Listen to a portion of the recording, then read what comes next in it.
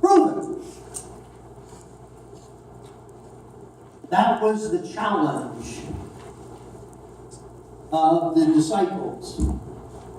After Jesus was risen from the dead. Prove it.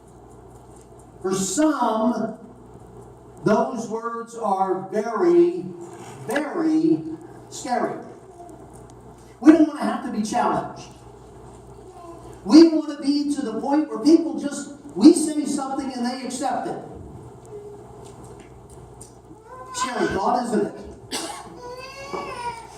It's especially scary for me considering where I'm headed. People say lots of things. And, they're not true. Or you just think, what? But the disciples were in a position where they had to prove that Jesus was alive. They could go to the empty tomb and say, see, there's nobody in there. Well, you guys could have drugged the soldiers and pried the stone away and pulled the body out, hid the body for the next however long, and kept saying that he was risen, which is exactly what the government leaders were concerned about. But we're to the point where I guess we're at that in-between spot. Not where the disciples were quite ready to prove it. Because they had one of their own that was doubting. And I know in years past we preached on doubting Thomas, and I always said it could be doubting Rich, or doubting George, or doubting Mary Jane, or doubting Rose, or doubting any of us. Am I right, George? You're sitting there shaking your head. I hear you. Okay. We have those doubts. We wonder. And so what I want us to do today is to focus on something that is going to stretch us. It's going to stretch us because we are going to be put in a position where we are going to be drawing people to Christ, and we will be challenged with those two dreaded words. Proof. Now, on the back of your bulletin, there is a cardstock folder that is on there, and these are not, for those of you who have been coming for the last couple of years, these are not unfamiliar to you. For those of you who have started coming within the last few years, this may look totally new. So let me just give you an idea as to what this is. This is a program that the Covenant has had for a number of years. It's been under a number of different names, but it is called Ask the Lord of the Harvest. And it is a commitment that you are making to pray for individuals and to allow yourself to be used by God to draw people back to Christ. Now, some of you are going to say, well, I don't know anybody. Yeah, and I'm going to say, yeah, right. I'm going to say, prove that one, right? All I have to do is go with any of you down to Casey's or out to school or around town, and somebody's going to say something to you. So I know you know people, so no, you can't pull that one off. But on the inside part of this, it has something called a prayer quadrant. Can't pronounce it here. And it breaks our relationships down in 4 areas: family, friends, work associates, and neighbors. Now, my guess is that all of us can put at least one name in each one of those quadrants. Family, a son or a daughter, a spouse, a parent, whomever. Do you have friends? I know you have friends. Work associates. Well, for those of you who are not currently working, think back. Go back a little bit. Go back to the time when you were working full-time or part-time and the people that you associated with during that time. And then neighbors. Now, I've got neighbors. The neighbors to my north are really pretty nice people. Okay. Oh, man. The neighbors to the south are pretty nice too, but I mean, the neighbors to the north are really nice. But you know, we've all got, I mean, you know, even those of you who live out in the country and you live, you know, you've got a neighbor. I mean, it may take you where it may take me 100, you know, yards at best to get from there to this neighbor. It may take you a section or two to get to a neighbor, but you got one out there anyway. What we're going to do, the reason why I had Kenny pass out the pens, is I want you to take a moment this morning, and I want you to think about that. And when a name comes to mind, I just want you to add it to one of those quadrants. Now, I know that I will not be insulted if all of a sudden I see you writing things down during the sermon. Matter of fact, I'll just put it in my head that you're taking good notes. You know, or those of you who are in the electronic stage, you've already transferred this to your phone here. I will pray that you are not texting your significant other. And if the person next to you's phone buzzes, I'll know that. Never mind. What we want to do is we want to draw people to Christ. There is no greater joy outside of our own personal relationship to Christ to be able to see someone come into a relationship with God. I mean, that should be the greatest joy that we should have in our lives. Now, before you jump up and say something like, well, I tried that once, and boy, did I get clobbered. Let me tell you the story of, and then true story, of the very first time that I had to share my testimony, outside of my youth group. I was about 16 years of age, and our church decided we were going to go, I'm not quite sure why they did it this way, but we were going to a conference to learn how to witness. And so we went to this conference, and we all kind of partnered up, and we, would practice giving our testimony. Now, some of you are not. Yeah, you understand that. And we practiced and practiced and practiced, and I thought, boy, I finally got this thing down. And at age 16, they decided they were going to partner me up with a much more mature gentleman who had done this before, publicly. So off we go into town. It was on a Saturday, and so we were walking around town, and we're walking down the street, and I looked into this coffee shop, and I saw this guy sitting over there by himself. I told the gentleman I was with, I said, maybe we ought to go talk to him. And he said, that's a good idea, and then immediately the fear kicked into me. I said, well, wait a minute, let's walk down the street. Maybe God showed somebody else. Right? Okay. So we're walking down the street, and then we turn around the stoplight, and we walk back down the street, and the guy's still sitting in there by himself having his coffee.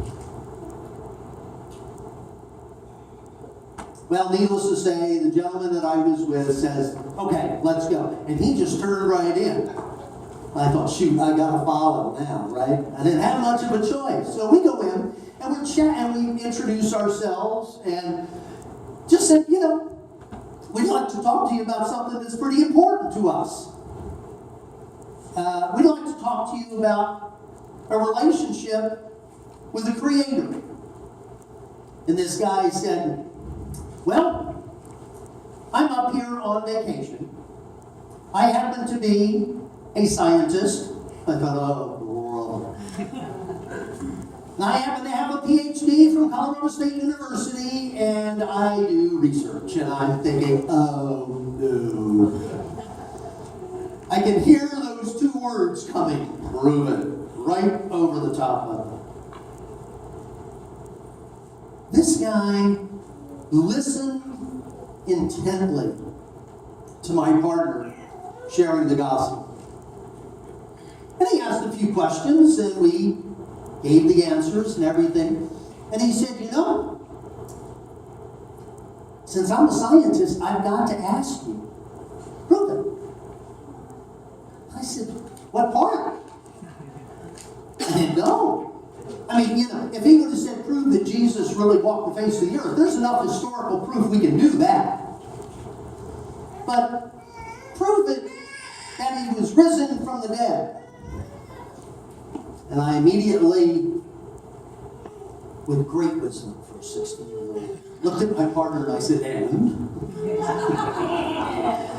I had to do it. I mean, I'm just like, nobody's ever asked me quite that blunt to do it. So we had shared, and it was over a period of a time of about an hour.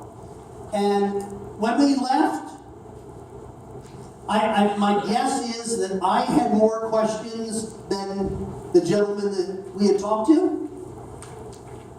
If you ask me whether or not I ever saw him again, no. Not that I know of. I mean, he may have been one of my professors in college, and I had no clue about it. But I never did find out what that was like. For some of us, that's exactly the way our list is going to look like. We have an opportunity to visit with somebody, but we never quite know the results of the people that we talk to. That's okay. That's okay. Don't feel as though that you've got to know every step that everybody takes. Because this life is a journey, and you may just walk in on the absolute best or the absolute worst chapter in somebody's life. And you don't know. So don't get too hung up on, I gotta know it all, when it comes to that. Looking back on that story, on that situation, and I drew Thomas into that. Thomas asked exactly what this guy had asked us in this coffee shop in Estes Park. He asked us exactly the same thing. He said, I saw him crucified. I heard the women in their report. It made no sense at all a week ago.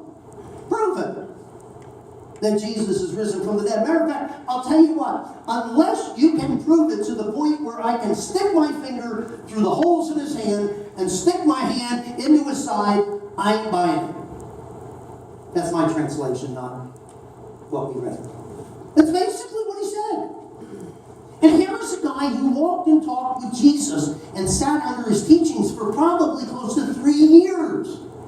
And he says, I'm not buying this.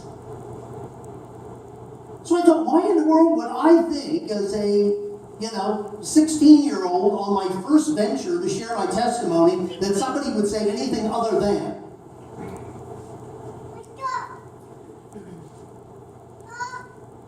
It is tough to be able to share and be able to come down and break out the 4 spiritual laws and to be able to say, we've sinned and we've separated ourselves from God and there's only one way to reconnect and so forth and so on.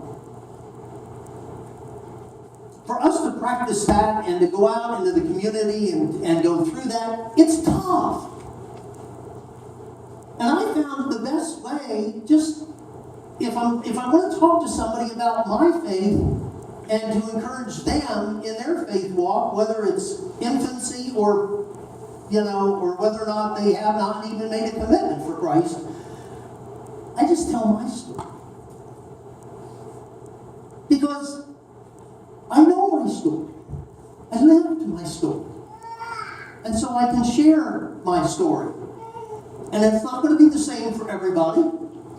They're not going to be in the situation where they've been married for 37 years and have 2 kids and 4 grandkids that were all born on the same day. I mean, everybody's got to be different.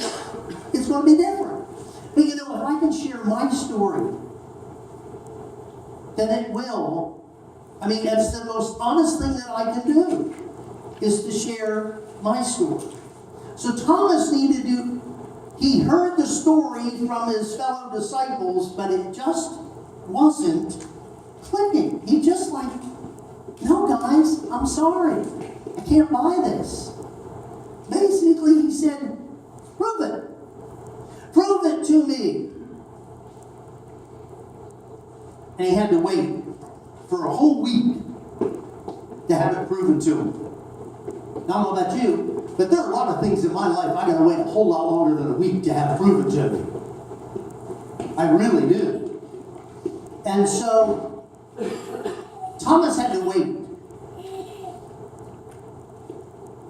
And I realized that maybe my job, when I'm telling my story, is to not to take someone from a point of absolute no belief and have them come to the point where we're finished our conversation that this person will be the next Billy Graham. Not my job. Not my job. And you know what? That's a real relief for me. It is. My job, when I'm in a situation where I am next to someone and I'm sharing my story, my job is to get someone one step closer to making a commitment for Christ. That's it. One step. Now, I can wrap my head around one step. I can figure, okay, here we go. And, you know, maybe I'll end up going 2 or 3 steps. That's great. But my job is to just move them closer. The Apostle Paul put it this way in some of his later writings. He says, some people's job is to plant the seed. Others are to water the seed, and some will bring the harvest. It's not my job to prepare the soil and bring it to harvest in 1 hour period of time. Those of you who have been on the farm understand that really well. It's not work. It may take months. It may take longer than that. I'm hoping that what I have done over the years is I've brought people a step or 2 closer to that relationship. And that's what they're asking us to do. They're asking us to take the card on this side, and now you take the people from your prayer quadrant, and you just put their names right down here. Now, I don't see this, you don't see it, nobody in the denomination sees it. This is yours. And the good news about it is, here's how nobody's going to see it. You tear yours off. This is what I want back next week. This is what I want back. I want you just to take that little white box and put a number in it. Find out how many people that you put on your list. Now, I went back to my Bible, and I pulled out my list from 3 years ago, the last time that I did this. And I looked down this list, and I had 5 individuals and 9 couples on my list.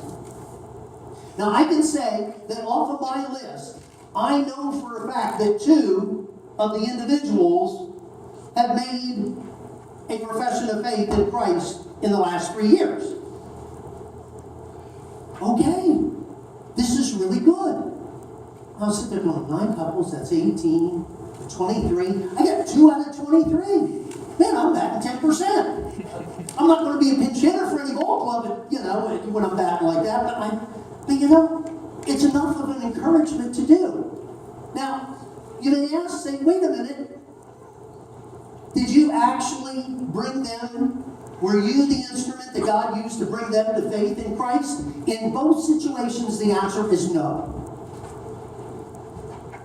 But I got to watch it. I got to be a part of it. I got to be part of the planting process. I got to be part of the watering process. Was I right there when that person said, I want to make a profession of faith in Christ? I want to accept Him into my life? No. I didn't do that. I saw one of them happen, and that's pretty exciting. But, you know, it's just neat to be able to see God at work. And it's not our job to have to prove it. That's God's job. All we're called to do is be faithful in sharing our story. That's all we're called to do. Maybe their story is going to turn out like Thomas's. If it does, great. Maybe they've been the biggest doubter in the world. And all of a sudden, they're confronted with the evidence and they say, my Lord and my God. Great. That's wonderful. But we need to understand that it's not just that event. There's a lot that leads up to it. And just like for all of us that have made that profession of faith, there's a lot that comes after that. And so I want us to just, you got a homework assignment. I want you to take the card. I want you to go home, and I want you to just think about it. I want you to pray about it. I say, God, there's somebody in my life that's just, they've been on my mind, they've been on my heart. It's my secretary, it's my coworker, it's my spouse, it's my kids, it's whomever, my next door neighbor, it's the postmaster. All you got to do is write their first name down. And just make a commitment that every time you see that bookmark, you're going to pray for them. That's our commitment. That's what we want to do. It may be the one thing that nudges your friend to having a relationship with Christ. Great. Now for some of us, we may never see it. Just like on my list. I didn't see it in one of the cases. But I know that I had an opportunity to be a little tiny part of bringing someone to faith in Christ. I mean, that's pretty exciting stuff. And it should be for all of us that are committed to following Christ. Maybe the person you put on the list. Maybe you're just going to be that last person to be able to just tell that story. Maybe they got somebody praying for them already. Maybe they got a Sunday school teacher or a grandmama or a grandpa or a pastor or a youth leader that's been praying for them. And God is going to say, okay, we got all these prayer warriors out there. Now you're the one that's going to make the step to talk to them. I don't know who that is. I don't know. I would love to be able to find out next year that we all had a list of 20-some people, and maybe you don't have 20-some people. Maybe you have 5. But I would love to be able to see you have 10% come back and say, yep, I saw it. It happened. This is great. Can you imagine a celebration we could have? And if they're in town, bring them here. I got to put in a commercial there.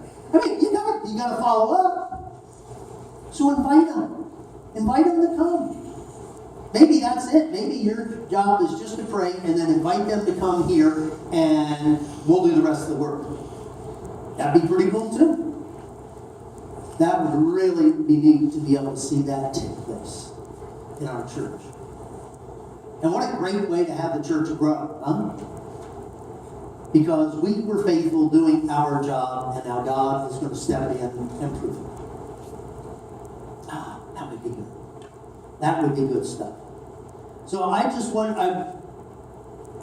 feel that it is necessary for us every once in a while just to realize the importance of our job. Realize the importance of our responsibility. to share it with others. Share it. One way or the other. Through your actions, through your prayers, through your testimony, through answering questions, whatever. God will bring it all together when it's the right time. And when He does, then we can celebrate. But we need to be faithful in what we're called to do. Do that. Next week, bring it. Put the one with the little box, just hold it up. Nobody needs to see it. I mean, there's no names on it. Then just put it in the offering plate when it comes by. That's symbolic too. Isn't that your offering to God? Isn't that what you want to be able to give back to God? I think that's a great thing to be able to give to God, a commitment to pray for somebody. Take the challenge. Take the challenge to be part of a team that can respond to the question or the statement, prove it. Oh, that's going to be good. That'll be great. That'll be great for our church. So I want you to just take a moment and I want to pray for those people that God's already bringing to your head. That the Holy Spirit's already laying on your heart and say, man, I need to pray for this person. Father God, I thank you that even now that you are putting names, you're putting faces in front of us, you're putting names in front of us so that we can make a commitment to you. And we're going to pray, that we're going to support, that we're going to encourage, that we're just going to be there and allow you to do what needs to be done in their lives.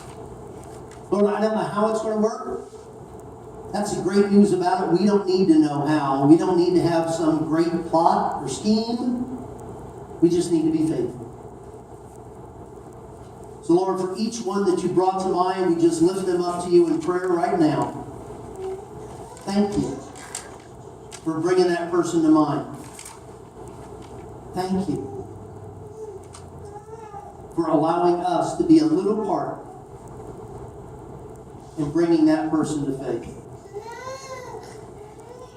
We give you the glory and the honor in advance so that instead of 2, where there's going to be 20 or 22 or 200 or 2,000